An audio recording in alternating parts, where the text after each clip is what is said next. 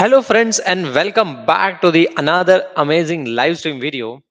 So, guys, today's live stream is going to be direct, uncomfortable, and eye opening because sometimes we need to have some hard conversations about the money, discipline, and the messy reality of the modern financial choices.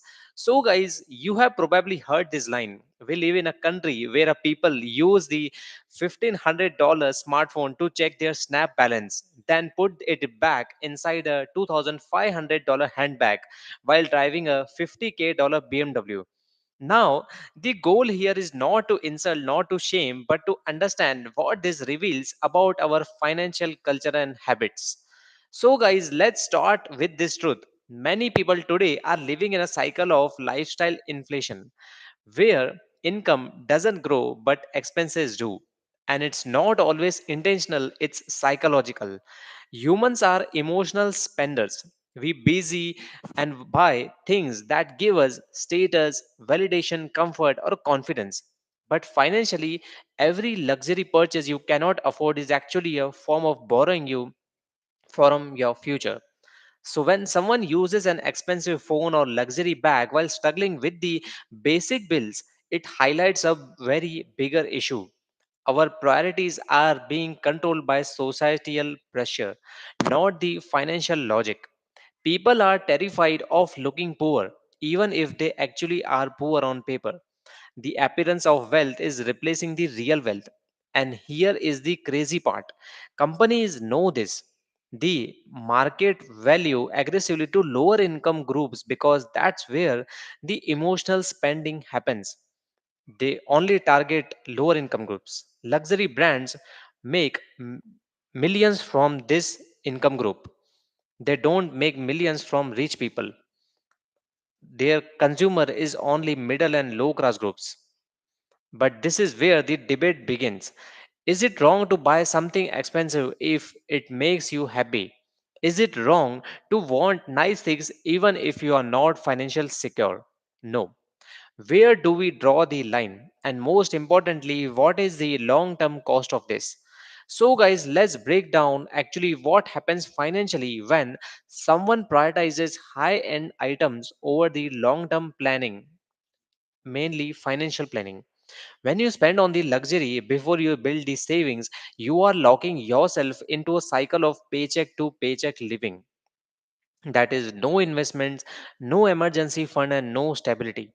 One job loss, one medical bill, and one expected expenses. The whole financial structure collapses. True wealth isn't about what you show the world. True wealth is quiet. It's savings, it's low debt, it's investments, and it's peace of mind. You know who buys designer bags last? Actual millionaires. You know who buys them first? People trying to look the like millionaires. And from a finance perspective, here is something powerful.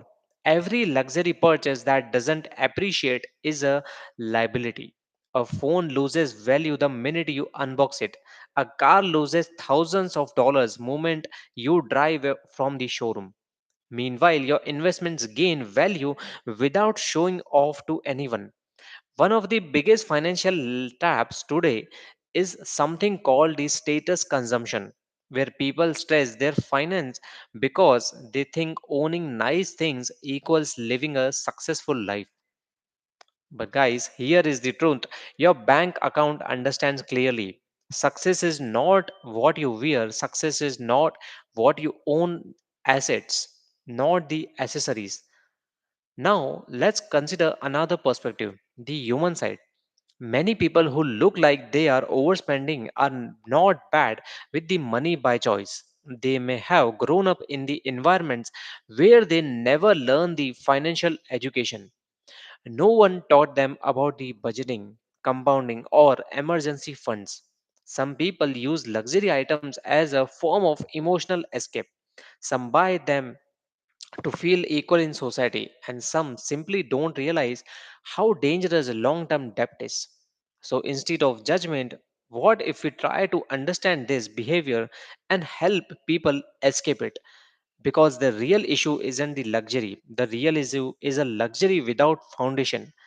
Imagine a world where people use $1,500 phone to check their Snap balance, but to check their investment portfolio, where they drive a $50K car because they genuinely can afford it, not because they are buried under a loan, where a $2,500 bag is a reward after financial security, not before it.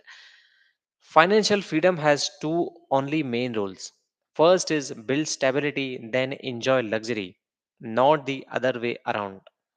So, guys, today's topic wasn't about criticizing anyone. It was about the reflection, about analyzing why so many people struggle financially even though they work hard, about understanding how emotional spending and societal pressure drain wealth silently, and most importantly, about reminding all of us that the real flex is not the handbag, luxury watches, or cars.